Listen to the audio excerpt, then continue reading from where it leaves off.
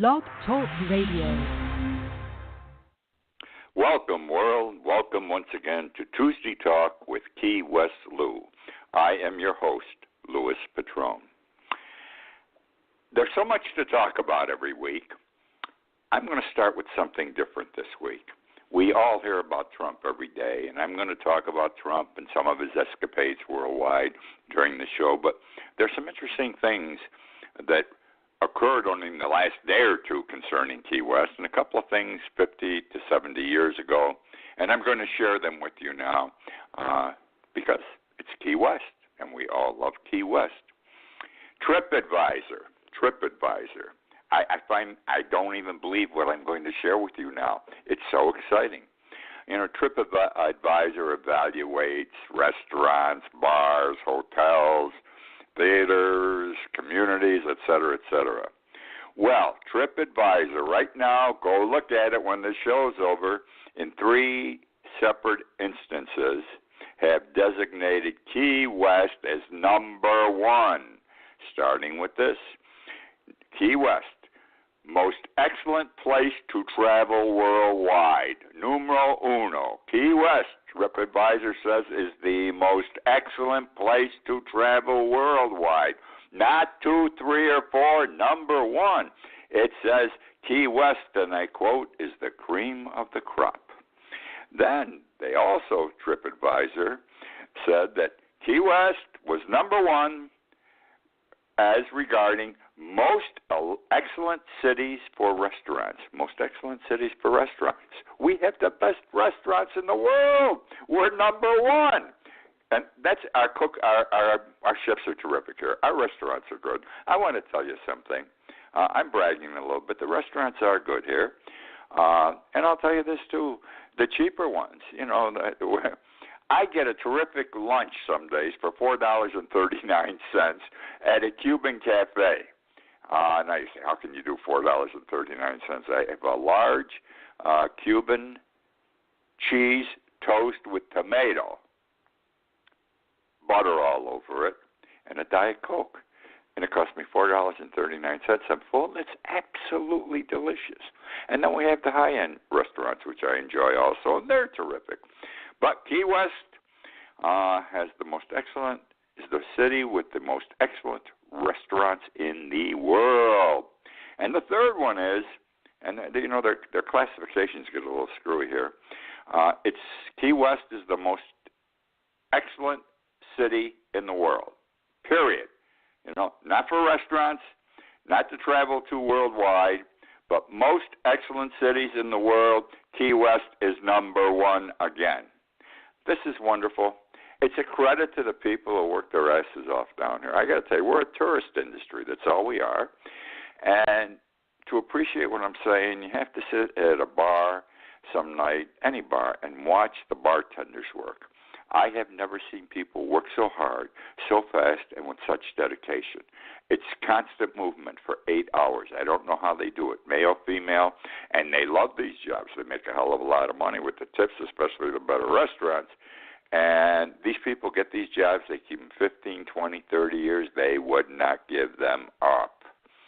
So they all did good. We got good chefs, etc. I'm proud of the community. I hope everyone gets to know in the next day or two what I'm announcing here. I have not seen this information yet in our Key West Citizen. I don't know why. I picked it up last night, and it's good. It's good. Come visit us. Now, let me give you a little local storytelling here. Ernest Hemingway. Big man in our town. Let's face it, we got Hemingway House. He lived here 10 years. He completed a farewell to arms while he was here. He wrote a couple of short stories. He probably put us on the map. He was a fisherman. He was a drinker. He cavorted with women. Even though he's married, he had 4 wives, and I don't know how many girlfriends along the way. And hung out at Sloppy Joe's with his buddy Sloppy Joe. Here's the story on him.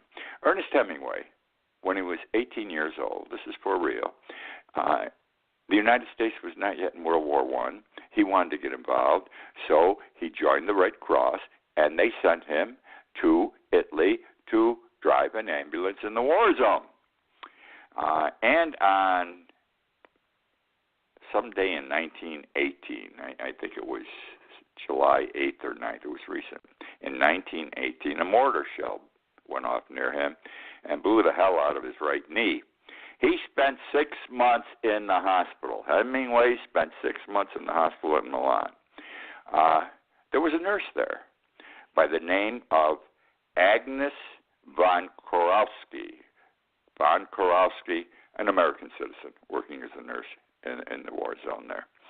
And she took care of him, and they fell in love. They had a meretricious relationship while he's convalescing between operations. They took a trip to, let's see, what was the name of the town? On Lake Major. They went to Stresa, S-T-R-E-S-A, spent a week there at the Grand Hotel while he was convalescing, and they had a hot time. I've been to the Grand Hotel there a couple of times, and I visited the bar room where he drank that week. Unfortunately, the bar room's no longer a bar room. It's a little room in the back they use for a storeroom, but because I was asking where did he stay, where did he drink, they took me back there. Be that as it may, when he wrote A Farewell to Arms, he himself, the character Frederick Henry, was really Ernest Hemingway, and the nurse that Frederick Henry was in love with was Catherine Barclay, was named Catherine Barclay, and that was Agnes, okay? Now, Hemingway gets better. He's shipped back to the United States. She's going to follow soon after, and they're going to get married. But instead of marrying, she sends him a Dear John letter. She fell in love with somebody else, et cetera, et cetera. And he had great pain. And make a long story short, he never saw her again. And he went on to 4 wives and a lot of relationships. Now, he left Key West. I forget what year Hemingway left Key West, but he was here 10 years. He may have left 1940, a little bit earlier, a little bit later, but he left Key West.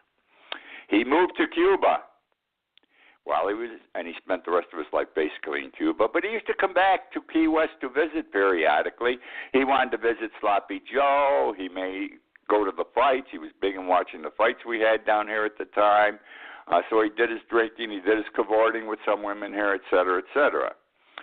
Now, in 1951, who moves to Key West? Agnes von Kurowski. Yeah, she came and lived in Key West. I don't believe she came here to meet Hemingway again. She probably knew he was gone, or maybe she didn't pay any attention. She had been a nurse, didn't enjoy it. Now she had become a librarian. She was educated as a librarian. She went to work in our library, or our local library, for 9 or 10 years. Lived in a house on Eisenhower Street, bought a house on Eisenhower Street. During the trips, when Hemingway came to visit, history tells us he never knew she was here. If she knew he was here, she never contacted him. This whole thing's strange, but this is the way it worked out, and this is what they tell us. Hemingway's dead now. Agnes is still living here. One of Hemingway's wives was Pauline Pfeiffer. Sloppy Joe and Pauline were tight. They were close friends. And before Hemingway left for Cuba, he filled up a room with boxes loaded with manuscripts, letters, papers of all kinds. And Sloppy Joe got in contact with Pauline and says, "Hey, I got all your husband's stuff here." He still referred to him as her husband. If you want him, stop by sometime. I don't know what's in there. Maybe valuable stuff, interesting. And some of it was. There were several manuscripts in there that had never been published. Also, in one of the boxes were Hemingway and Agnes's love letters to each other. Pauline found out that Agnes was living in Key West. She brought the letters to Agnes, and she says, "Here, these are yours." The women became dear friends, by the way. And that's the story about Agnes and Hemingway and Pauline in their later lives. And it's just, I don't know if it's sad or wrong they didn't come together again, but he never knew, and if she knew, she didn't want to have the relationship come together again. Now I'm going to go to 1962, John Kennedy, President of the United States. You recall that during World War II, he was the captain of a PT boat, PT-109, and the PT boat got shot to hell someplace in the Pacific, and he was able to get his men to an island, and he did all kinds of daring things to make sure that some of his fellow seamen knew they were there. It was a very dangerous thing he did off this island in the Pacific. And they made it into a movie, PT-109. One of the movie conglomerates had agreed to do the movie. They were looking for an island to film it at. And then in 1952, we were having the Cuban crisis.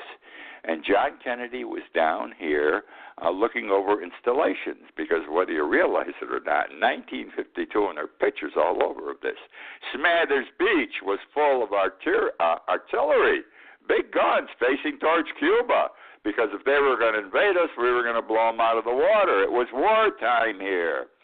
Anyhow, when Kennedy was here, he was transported around by John Spotswood, a man of great distinction, an icon, a legendary figure in Key West. His family is still here. They're very big people in the town. They're loving people.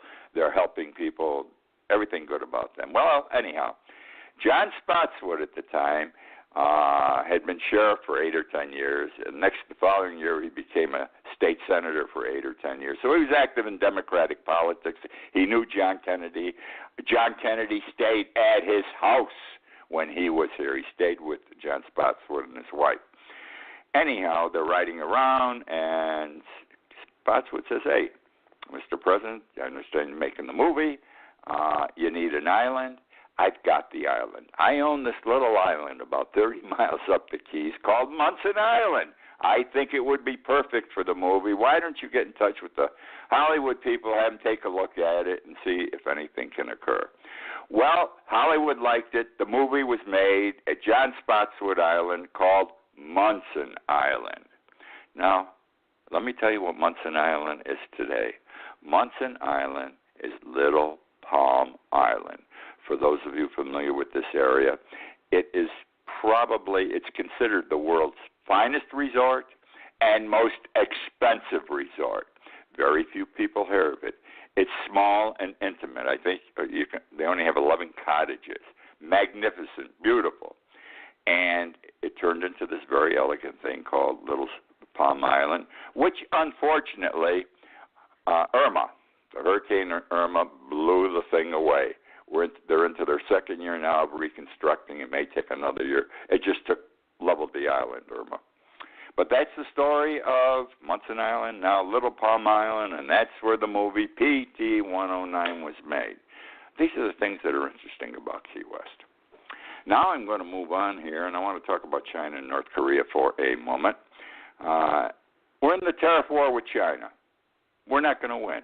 They're not going to win. Nobody wins the Tariff War, but I think China's going to come out a little bit ahead of us on this. China recently issued a statement where they said the United States, they didn't say Trump, they said the United States has, quote, delusions. We're going to get hurt in this. We're already getting hurt in this Tariff War because the biggest exporter of soybeans to China is the United States. 60% of our soybeans that are grown in several states in our country go to China. Well, there's a 25% tariff on the soybeans, and China ain't buying our soybeans. They've already told us, and they've already made arrangements that from this point forward, they're buying their soybeans from Brazil. Brazil came out ahead on this one. Then there's lobsters. You've got Maine lobsters, and down here we have Florida lobsters. We don't have Maine lobsters. They don't grow in our waters, but we do have our spiny lobsters, and we refer to them as spiny lobsters or Florida lobsters. Now, whether it's a Maine lobster or it's a Florida lobster, I don't know how many hundreds of $millions a year of lobsters are shipped from the United States to China. Well, they ain't going to buy our lobsters anymore, whether they're Florida or Maine lobsters, because of the 25% tariff. our lobster business is here in the Keys. Maine's already complaining, and the Keys is going to suffer dramatically. Many families, many people live off of fishing the lobsters down here, of harvesting them, and they ain't going to sell. What are they going to do with all these lobsters, whether they're Maine lobsters or Florida lobsters? The same thing. The soybeans, what the hell are we going to do with all these soybeans? Who's going to buy the quantity that's going to be involved? And these were states, let me tell you. I think all but one of the states that grow soybeans went for Trump in the last election. They ain't going to go for Trump in the next election, I don't believe. What bothers me, though, is those that love Trump continue to love Trump. It's amazing. I saw something the other day I read where the farmers in one of the states were saying to grow soybeans and are going to take a beating, and they know it, and they were saying, this is wartime. We're in a war with China. We have to do our part. And we believe that Trump will not let us get hurt. He will do something, supplement somehow, so we don't get beat up economically in this situation. Good luck. That's what I have to say. Now let me stay with this tariff situation with China. And wherever else we're going to have a tariff problem, we're going to have them with Canada, we're having them with the European Union. I'm smiling as I say this, but this isn't funny. The people of America have to wake up and realize this is horrible, a tariff war. Let me tell you about the last great tariff war, and then you draw your own conclusions, because history repeats itself. I know history. Most of you know history. You read history. Unfortunately, Trump does not read, I don't believe. He can read, but he doesn't. We know that. And I don't think he's a student of history. Because Hoover became president, I think, in 1928, Herbert Hoover. The stock market was doing terrific, just like it's doing now. Even with the tariff situation, they went down a couple of thousand points. Now it's come back. It's doing good. The market was doing terrific. Everyone was making money. Success for everyone. Hoover thought we should have tariffs imposed on other countries. He was a smart man. He'd become rich. He knew finances, and he thought tariffs would work. So he put tariffs on everybody, on goods going out to all these countries. And within 1 year, what happened? The Great Depression of 1929, Black Friday, the market dropped dramatically and didn't come back until World War II, 10 or 11 years later. All right? And I believe, I've said this before, I've written about it, I'm not an economist, I'm a student of history. I believe we are heading for another recession if this tariff situation continues between the major countries of the world. And we'll see this in about a year, and the market ain't going to stay up. The economy's not going to be good. I hope it doesn't get as bad as 1929, but I believe it is coming. North Korea. Kim took advantage of Trump. We all knew this. I said it. I wasn't the only one. Trump can't stand up to this guy. Trump does not get prepared for these meetings. He believes he's been a negotiator all his life. He's dealt with people all his life in business. He knows how to handle a guy like Kim. Well, Kim has embarrassed him tremendously. Trump walked out of that meeting and says there's no problem with North Korea. There's not going to be any war. We're friends. We understood each other. What is it now, a month later? And North Korea's mad at us, saying we didn't understand him. Trump didn't understand him properly. They're very upset, the North Koreans, but the North Koreans are whores. Kim's father and grandfather did the same thing with the United States. They always wanted to be a friend of the United States. Kim finally made the United States North Korea's friend for about, 30 days. Took pictures with Kim. First time a North Korean president by the name of Kim ever had his picture taken with the United States president. Just didn't happen. He went ahead and did it. He was told he shouldn't do it by the experts in our government and the State Department, but he did it. And now we are in an adverse situation with North Korea. Nothing has been accomplished. And to make it even worse, The only country that can really help in this situation, because this is the only country that North Korea looks up to, sucks up to, that is China. Now, why is China going to help us with North Korea when we've imposed all these tariffs on the products we sell to China? This guy's amazing, who is our president. He is a destroyer of our country. Staying with Trump for just a moment, Pruitt, EPA chief, Scott Pruitt, lousy guy, dishonest. I won't go through the 15 or 16 things he's done. He was under investigation, and he was destroying the EPA. Because Trump doesn't like the EPA, because the EPA imposed regulations on corporate America. They said this costs us extra money to make sure the water's clean and air's clean. And so Trump says, I'm going to get rid of the regs. And Pruitt's job was to get rid of the regs, and Trump's been getting rid of them. But who does he replace Scott Pruitt with? He replaces him with Andrew Wheeler. Let me tell you who Andrew Wheeler is. He is a former coal lobbyist. We ain't ever going to see coal come back, but he's a former coal lobbyist. And he worked for Senator Jim Inhofe, of a Republican out of Oklahoma, for years. Inhofe is a climate denier. He does not believe in global warming. He believes this is all bullshit that people say. It's all this stuff's happening with the environment because of global warming. So he replaced one bad guy with another guy because Trump ain't going to give up. He wants to destroy the EPA. Actually, he wants to get rid of the EPA. Let me talk about ICE, Immigration and Custom Enforcement Agent. Those great guys who they take the children, they can't find them. They're the ones who separated the parents from the children, et cetera, et cetera. Their job is to enforce customs and immigration laws, all right?